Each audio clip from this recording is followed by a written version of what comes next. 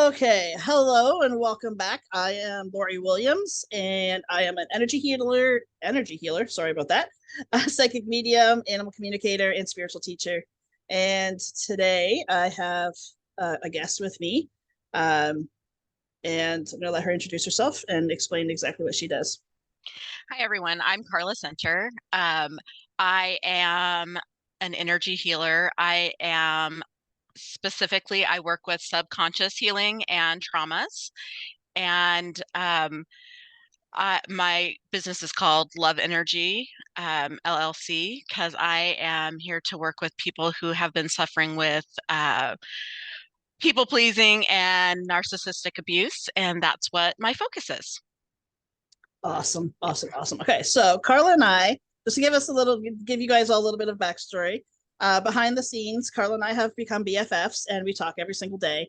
And we decided to do this joint effort video to be able to explain the differences of how people can uh, they how like we in, interpret. I guess interpret might be the right word.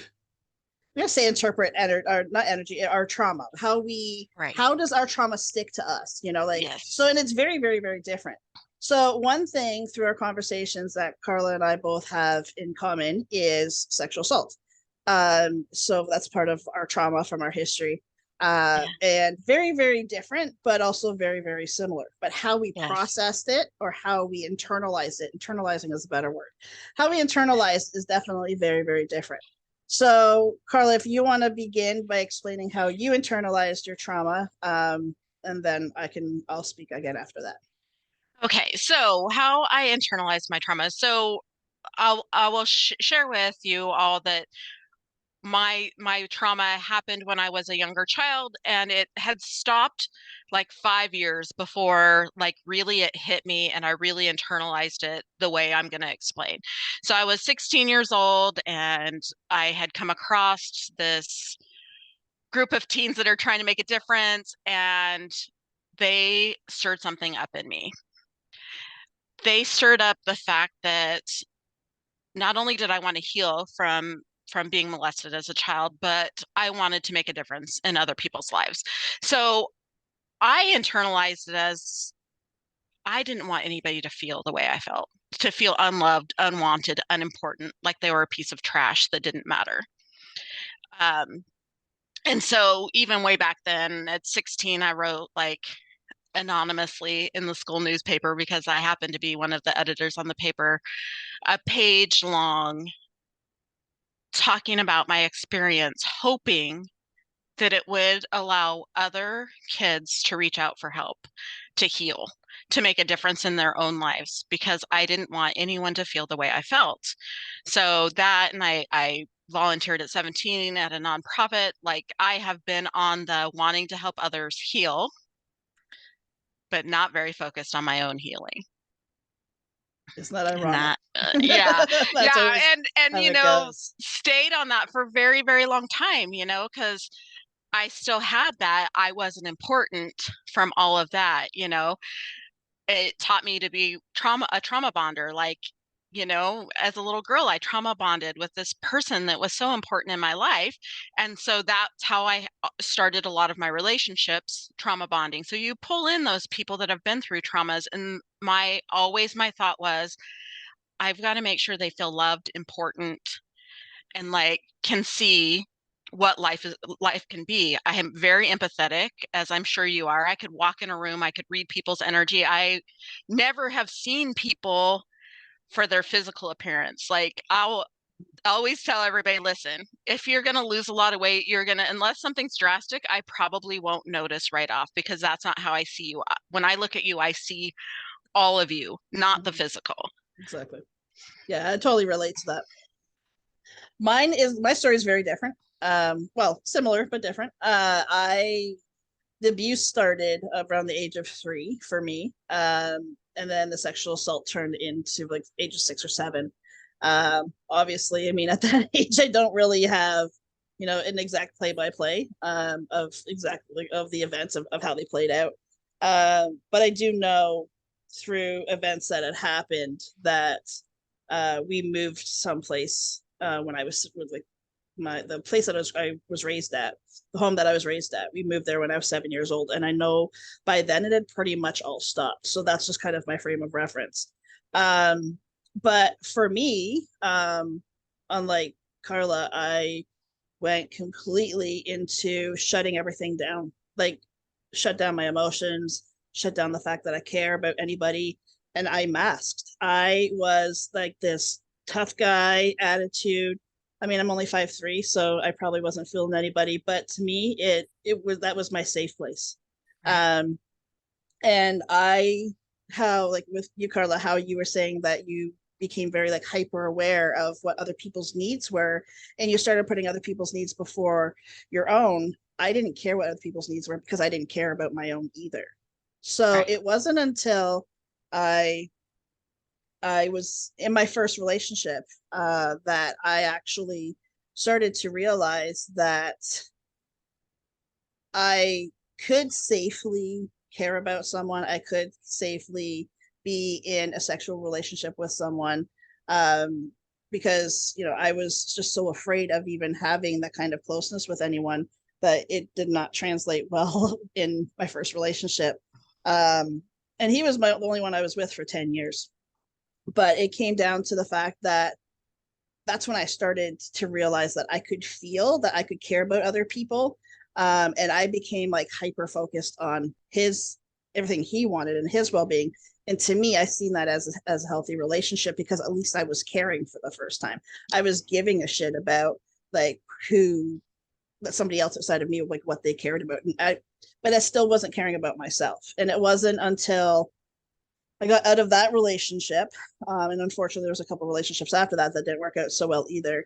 It wasn't until I got into my current relationship that I actually, my husband and I both now we honor each other's feelings. We don't. It's not one sided anymore. And this is the first time that I've had an actual healthy relationship. But and I know the same like with you as well. Like the relationship that you have now is your healthy relationship, and I Right. think it comes down to it that we've both at some point, even though we internalize the trauma differently, we were both very scared of being who we are in this world Right. because we were, I don't like to use the word broken, but we were so disconnected from who we truly are that it was easier for you to show up and care about everybody else and pretend that you didn't exist or that your feelings and needs didn't matter, and it was easier for me to just not care about anything or anyone and just come off as the hard ass because then I didn't have to deal with any emotions that came up. Right. Right. So the very first time for me that I remember even having a label on it, I was in the sixth grade. So I was like 7, so I would have been like say grade 2 when it stopped, but I was in the sixth grade when I found out there's actually a label for it. And that summer, the summer between the sixth grade and the seventh grade, I started drinking a lot. Like I was drunk pretty much every single day. Um, Lucky for me, I had friends that had older siblings that could get the alcohol for me. And I stayed at their house. My mom thought I was like staying there, just staying at a friend's house. I'd go home for a couple of days, then I'd go back to the friend's house. And while I was at that friend's house, I was pretty much constantly drunk because it just got me to a point where I didn't have to feel anything. Right. Obviously now, I am very cautiously aware of any kind of addictions and things that I may have. Um, Luckily for me, I have never fallen back on the alcohol bandwagon. But I've had like food addictions, nicotine addictions, things like that. Yeah. So it does come through in very, very different ways. And Right. I feel that it's very important that we share that, like, even with you, Carla, and myself, the way that we've internalized our trauma, that's not the only two ways to do it, right? No, no. They're And just two very different ways. right, right. Well, in relationships, and you see it like while I wanted everybody to feel loved, I also sought out people that, we don't like you said, we don't want to call them broken, but I sought out people that were also hurting, Mhm. right? And I wanted to make them feel better. Um, all the while terrified that they would see who I was, Exactly. because I absolutely was, it was not okay to be me. Hmm. And it was my relationships, and they would be long-term relationships. And I actually, I had three kids with three different relationships, and they all ended badly. Um, Me ending them before they left me, right? There was that fear of rejection and being left. I had that too. Is I'm gonna leave you before you leave me. Yeah. Right, Yeah. because I'm not going to let you hurt me, Hmm. even though the whole time we're hurting each other because we're not healed, we're not connected to who we are. And And I essentially am, too, like you're constantly, like I know in my case, like you're constantly focused on them because mhm, then you don't have to face your own hurt, right? So it's like compounded hurt is what you essentially you're doing. You just mhm, at that point, by the end of the relationship, you cannot possibly take any more hurt, and it's no. just like it's self-preservation. So you just have to get out. And you expect them to read your emotions and your needs like you They read don't. theirs. And they first off, it's not healthy to be that way, and they can't, because No. they don't even know what their own needs are. And it's just because we've become hyper focused and are Hmm. able to do so doesn't mean that everybody else is. But I didn't understand that. Like, I thought everybody had the gifts I had, that I could just see people as they are. Hmm. um including my current relationship. I have the most amazing man in my life, but at the beginning, I still wasn't healed enough. And our first year, like, at the end of it, I thought, oh my gosh, I'm heading down the same path. And it's not because I didn't pick a good guy, because he's absolutely fabulous. Like, Hmm. yeah, it just worked so perfectly. But I was heading, because of my own hurt, because of my own unhealed wounds Hmm. and how I interpret things, that we were headed in the same direction, right? And Hmm. I was healing because of my work, but I was also like, it was all of a sudden I thought, if I can't make this work with this incredible guy, then it's for sure like, and every relationship, I don't know about you, but I'd be like, okay, what part was my part in it? Hmm. I never focused on how horrible the other person was, because you can't change somebody else. I knew that from the beginning. And when you have bad things happen, you have to find, okay, what can I learn from this? What can I change that is my part? Because I don't want to redo this thing, right? Because That's that's how exactly I've always been. that's how exactly how I was. I was like, okay, I what part of me is attracting this person, or like why was it okay for me to be with this person? So yeah, it was definitely very similar to that too. Right? Because Very much. and I went from, like, in my household growing up, like, the expectations you really shared, you like the whole, like, naggy wife thing. Hmm. Absolutely. Like, my ex-husband, the man, I was like on top of stuff, right? Like, Hmm. this is how things are supposed to be, because that's the way I was taught. And then so I learned from that, no, you need to, like, what is really important. But then I shifted to a totally different, like, not sharing my needs at all, or my Right. thoughts, because I didn't want to put expectations on him that weren't. And it just, you go from one extreme to another when you do that, when you haven't healed yourself, because you still don't totally understand who you are. You just know what you did wrong. It's Okay, like this is what I did wrong. you're trying to throw rocks at the wall and hoping it sticks, right? Like Yes, it's just like it's exactly. not going to stick.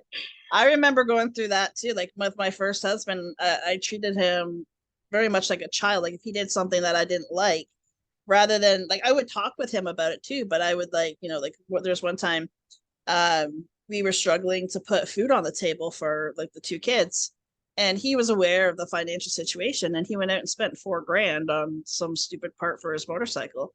And so I took away his bank card and his like MasterCard. And I was like, now I look back and I was like, why would I do that? Like but I was taught that, like I was told that that's what you should do. You should have that kind of control. And it was a feeble attempt to have control over my life, but as we know now, Right. control doesn't even exist.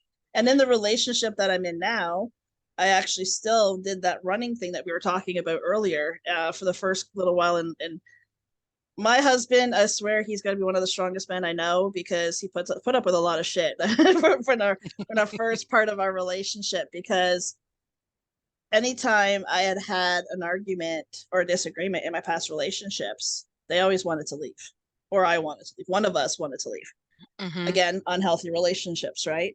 So anytime my husband and I would have a disagreement of some sort, I'd be like, okay, I'm going to leave. And one day, and I'll never forget this day, one day he's like, you keep saying you're going to leave. Where are you going? He goes, you're going to go get coffee? He goes, can you grab me one? And I just look at him. I'm like, no, like I'm leaving. He goes, no, you're not going anywhere. And I was like, what do you mean I'm not going anywhere? He's like, you're not going anywhere. He goes, where are you going to go? Why do you always want to run away? He goes, this is just a conversation. He's like, you and I can talk and we can argue and we can still love each other at the end of it. And it wasn't until he said those words to me, I was like, wow, like he still loves me no matter what. He doesn't Right. have an expectation of how I have to show up. And that was the first time in my life that I ever experienced that. Keeping in mind, I was 34 years old. I was like, I had never experienced that. I didn't have to be a certain way. Right. And I still say to this day that if I hadn't met my husband, I don't know that I would be who I am and where I am now. Because I do feel like without him flat out teaching me, he empowered me to heal myself. Right. Right. And ironically, he didn't even know that I was like suicidally depressed as long as I was either. Like we were Yeah. together, we met each other in 2012. I didn't start healing myself to 2014. And all that time, he had no idea. He knew that I had struggled with it, but he didn't know it was still a thing. He asked me after I had healed myself, we talked about it. He's like, why didn't you tell me? He goes, I would have been here to support you. And I said, because I didn't want you to think anything less of me. He's like, that's impossible. And again, feeling that like true unconditional love of like, wow, I really truly get to be who I am. It's like he gave me permission to be who I am. And then that's when I started accepting myself as who I am. All right. Did you have anything? That's yeah, Oh, fine. I wanted to talk the same thing. So my boyfriend, like we had a friendship, like we've known each other most of our lives, So, but so we you guys weren't got babies and grew up together. we met in the fourth grade and so I knew him, I know his family, but we weren't friends. Like we teased each other because I think we didn't talk in after elementary school until he reached out to me on Facebook. Gosh, I want to say mm, 11 years ago. Mm-hmm. Um, because he saw that I was going through a bad breakup. And I was not nice at first because I'm like, he was married. Um, and I had had guys reach out to me and want to be my friend, and really they had other intentions. So this poor man, he's a great, kind guy, had no ill intentions. Like neither one of us ever crossed the line. It wasn't a question, but I was very, on my boundaries at first. So he was this friend. He's like, he goes, it seems like you could really use a friend right now. Mm-hmm. So he was somebody I could talk to. And we didn't even talk about anything deep is the funny thing. We just talked about our day, maybe Just to about our get your mind off kids. stuff, right? Yeah, Mm-hmm. yeah. And I had from the beginning because like I said, I'd gone down the road with somebody before, made a very strict boundary. We don't talk about negatively about any relationship stuff. So Mm-hmm. if they were, and he was married until he lost his wife, I think 25 years. So we had this friendship, right? And then Mm-hmm. a little bit like we lost touch. And then I saw him going through when he lost his wife, this really struggling time. And so I reached out to him because I thought, oh, he was such a friend to me. I get to be a friend to him. Mm-hmm. And did I think that it was going to turn out the way it did? No, absolutely not. This was not Never planned do. whatsoever. But this is a man who has held me in a space and said, the only thing that I expect of you is for you to be you. And whatever that is, I will still love you for being you. That's all I ask of you is for you to be yourself. Mm-hmm. Well, I had never had that from anybody Mm-hmm. because, there was always certain expectations to be the smart girl, to be the kind girl, to be all these things. Mm-hmm.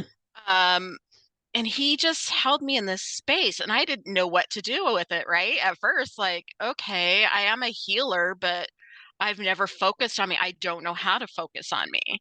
Mm-hmm. And I was in a very bad spot when I came across the healing modality that I used the most. And had he not been around to support me, Mm-hmm. when I said, "Hey, I want to do this," I probably would have been like, "That's too much money to spend You're on an gonna come up all education." was gonna say you would have come up with all the excuses not to do it because Yeah. we always see ourselves as being such a big mess, right? Where the hell do you start? I'm a mess. Everybody else is easy to fix, but I'm a mess. That's kind of Right. the way we internalize it, unfortunately. Yeah, exactly. And so just to have this, and like I said, I wasn't completely ready for him, but really like from my perspective, I learned so much from every relationship I've been in, from the things in my childhood, and I don't sit around and say, why did this happen to me? Because I I would not be the empathetic person I am. I wouldn't be able to truly see people as they are had I not been through all this stuff because Exactly. my gifts wouldn't have been able to come out. And so even at 16, I thought, okay, this happened to me. Dwelling on it's not going to make anything, but what can I take from it? Right. And I'm like, I have empathy in a way that I don't think I would have had. Right. Mhm. And so I think as we've gone through all these relationships and you and I have been through the different stuff, like it has given us so much. And I told my boyfriend, I said, even if we had somehow figured out when we were kids, we would not have made it because we wouldn't be the people we are today without going through the things that we've gone through, right? I've had similar There, conversations with my husband too. It's very much of like, I know he wouldn't have liked me because I'm just not the person I was back then. And he would not have liked me back then. And I know I wouldn't have liked him because he was very, very much a people pleaser, but so was I. So two people pleasers coming together, it's like neither one of you can make a decision to save your life. no, no, certainly can't even figure out what's for dinner, much less anything that's like Exactly. very concrete, right? Yeah. Yeah, we would have probably drove each other nuts and we probably wouldn't have worked out. But isn't it funny though how it's like it's again, it's that divine timing, right? And I mean, I met my husband online when I was 32, but you knew your significant other, call him your husband. I mean, you guys are together anyway. You've known him since the fourth grade. It comes down to the fact that like divine timing is everything. But I think the biggest message here too is that having a healthy relationship after the unhealthiness, after trauma, it is possible. We're proof of that. We're Absolutely. living proof of that. Absolutely. The one thing I also wanted to reiterate too is regardless of how much of a mess you think you are, you're figure outable. Everything is figure outable. Yes. Everything. Yes. It may not be right in the steps that you think it should, but it's going to be figure outable. Everything always is. You're not. Absolutely. I've worked with thousands of clients over the last 9.5 years, and I've never found one that I have said you have no hope. I've Right. never said that to anyone. That's not even a thought that has ever crossed my mind. There's hope for every single person, and I hope that that's Absolutely. the biggest takeaway from today. Yeah. All right, that is it for today. Thank you so much for Yes. joining us. See you back here next time. Until then, take care. Bye for now. Bye, everyone. Bye.